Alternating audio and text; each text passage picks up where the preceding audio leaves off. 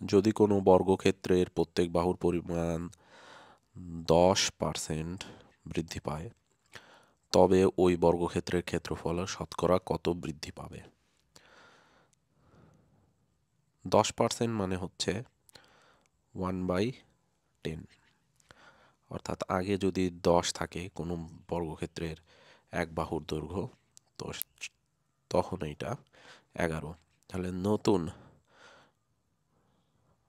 নতুন হচ্ছে বর্গক্ষেত্রের এক বাহুর দৈর্ঘ্য হচ্ছে 11, আর পূর্বের ছিল হচ্ছে 10। 10-এ যদি আমরা বর্গক্ষেত্র করি তাহলে আমরা বর্গক্ষেত্রের পুরাতন ক্ষেত্রফল পাবো, সেটা হচ্ছে 100। আর নতুন ক্ষেত্রফল পাবো হচ্ছে 11-র উপর বর্গ করলে সেটা হবে 121। তাহলে 100-তে কত বাড়ছে? 100-তে বাড়ছে হচ্ছে 21। তাহলে আমাদের 100-তে 21 বাড়ছে, মানে 21% বৃদ্ধি হয়েছে। এটা হবে আমাদের প্রথমটার উত্তর।